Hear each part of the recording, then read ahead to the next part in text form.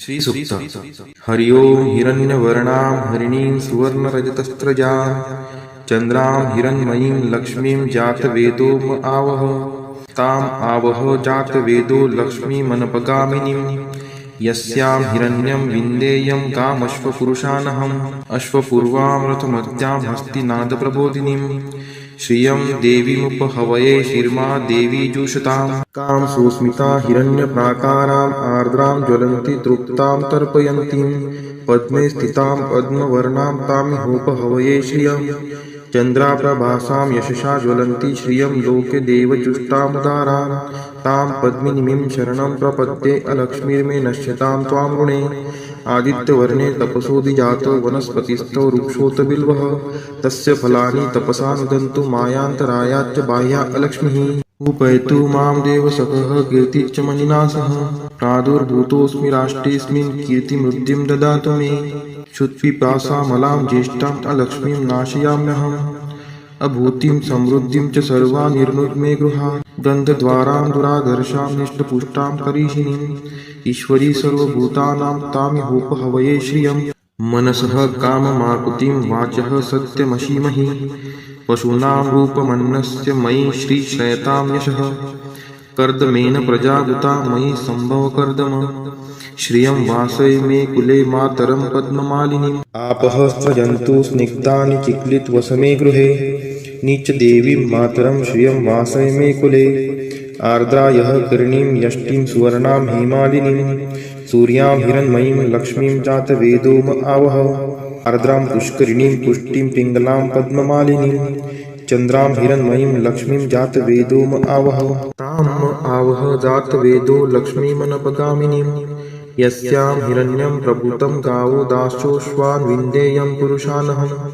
यः शुचिः प्रयतो भूत्वा जुहुयादाज्य मन्वहं सूक्तं पञ्चदशर्चं च श्रीकामः सततं जपेत् फलश्रुति पद्मानने पद्मपुरु पद्माक्षि पद्मसंभवे तन्मे भजसि पद्माक्षि येन सौख्यमलभाम्यहम् अश्वदायै गोदायै धनदायै महाधने धनं मे लभतां देवी सर्वकामान् च देहि मे पद्मानने पद्मविपद्मपत्रे पद्मप्रिये पद्मदलायताक्षी विश्वप्रिये विष्णुनोनुकुले त्वत्पाद पद्ममयी सन्निधत्स्व पुत्रं पौत्रं धनं धान्यं हस्त्यश्वादिगवे रथं प्रजानां भवसि माता आयुष्मन्तं करोतु मे धनम् अग्निर्धनं वायुर्धनं सूर्यो धनं वसुः धनम् इन्द्रो बृहस्पतिर्वरुणं धनम् अस्तु मे वैनतेय सोमं पिबतु वृत्रः सोमं धनस्य सोमिनो मह्यं ददातु सोमिनः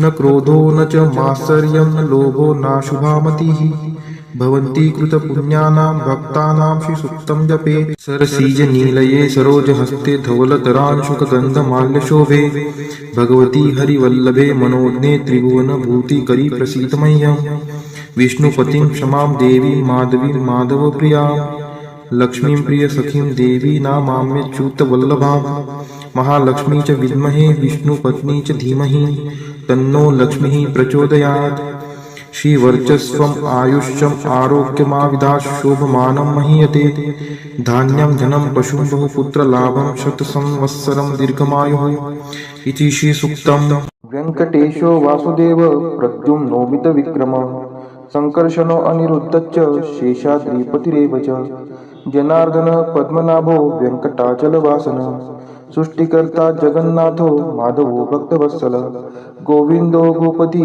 कृष्णकेशवो गरुडध्वज वराहो वामनश्चैव नारायण अधोक्षज श्रीधर पुण्डरीकाक्ष सर्वदेवस्तुतो हरि श्रीनृसिंहो महासिंह सूत्रकार पुरातन रमानाथो महीभर्ता मधुर पुरुषोत्तम चोडपुत्रप्रिय शान्तो ब्रह्मादीनां वरप्रद श्रीनिधि सर्वभूतानां भयकृद्भयनाशनः श्रीरामो रामभद्रश्च भवबन्धैकमोचकः भूतावासो गिरावास श्रीनिवास श्रियपतिः अच्युतानन्द गोविन्दो विष्णुर्वेङ्कटनायकः सर्वदेवैकशरणं सर्वदेवैकदैवतं समस्तदेवकवचं सर्वदेवशिखामणि इदं कीर्तितं यस्य विष्णोरमिततेजसः त्रिकाले यः पठेत् नित्यं पापं तस्य न विद्यते। राजद्वारे पठेत् घोरे संग्रामे रिपुसङ्कटे। भूतसर्पपिशाचादि भयं नास्ति कदाचन। अपुत्रो लभते पुत्रान् निर्धनो धनवान् भवेत्।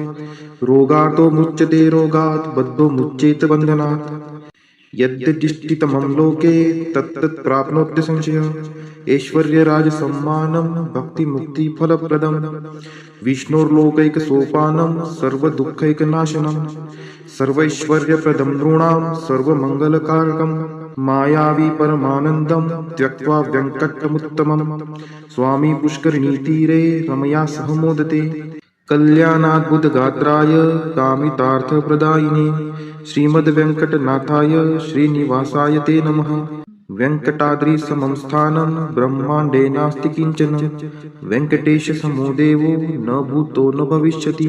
इति ब्रह्माण्डपुराणे ब्रह्मनारदसंवादे श्रीवेङ्कटस्तोत्रं सम्पूर्णम्। ॐ नारायणाय विद्महे वासुदेवाय धीमहि तन्नो विष्णु प्रचोदयात्। ॐ नारायणाय विद्महे वासुदेवाय धीमहि तन्नो विष्णु प्रचोदयात्। ॐ नारायणाय विद्महे वासुदेवाय धीमहि तन्नो विष्णु प्रचोदयात्। ॐ नारायणाय विद्महे वासुदेवाय धीमहि तन्नो विष्णु प्रचोदयात्। ॐ नारायणाय विद्महे वासुदेवाय धीमहि तन्नो विष्णु प्रचोदयात्। ॐ नारायणाय विद्महे वासुदेवाय धीमहि तन्नो विष्णु प्रचोदयात्। ॐ नारायणाय विद्महे वासुदेवाय धीमहि तन्नो विष्णु प्रचोदयात्। ॐ नारायणाय विद्महे वासुदेवाय धीमहि तन्नो विष्णु प्रचोदयात्। ॐ नारायणाय विद्महे वासुदेवाय धीमहि तन्नो विष्णु प्रचोदयात्। ॐ नारायणाय विद्महे वासुदेवाय धीमहि तन्नो विष्णु प्रचोदयात्। ॐ नारायणाय विद्महे वासुदेवाय धीमहि तन्नो विष्णु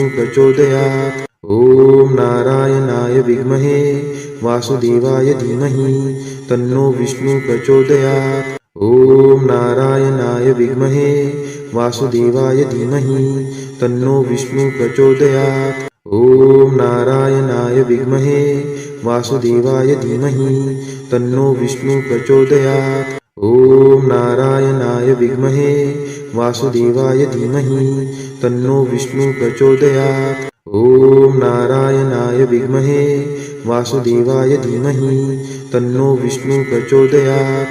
ॐ नारायणाय विद्महे वासुदेवाय धीमहि तन्नो विष्णु प्रचोदयात्। ॐ महालक्ष्मी च विद्महे विष्णुपत्नी च धीमहि तन्नो लक्ष्मी प्रचोदयात्। ॐ महालक्ष्मी च विद्महे विष्णुपत्नी च धीमहि तन्नो लक्ष्मी प्रचोदयात्।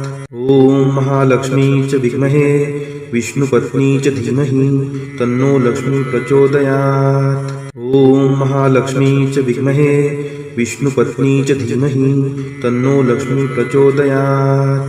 ॐ महालक्ष्मी च विद्महे विष्णुपत्नी च धीमहि तन्नो लक्ष्मी प्रचोदयात्। ॐ महालक्ष्मी च विद्महे विष्णुपत्नी च धीमहि तन्नो लक्ष्मी प्रचोदयात्। ॐ महालक्ष्मी च विद्महे विष्णुपत्नी च धीमहि तन्नो लक्ष्मी प्रचोदयात्। ॐ महालक्ष्मी च विद्महे विष्णुपत्नी च धीमहि तन्नो लक्ष्मी प्रचोदयात्। ॐ महालक्ष्मी च विद्महे विष्णुपत्नी च धीमहि तन्नो लक्ष्मी प्रचोदयात्। ॐ महालक्ष्मी च विद्महे विष्णुपत्नी च धीमहि तन्नो लक्ष्मी प्रचोदयात्। ॐ महालक्ष्मी च विद्महे विष्णुपत्नी च धीमहि तन्नो लक्ष्मी प्रचोदयात्।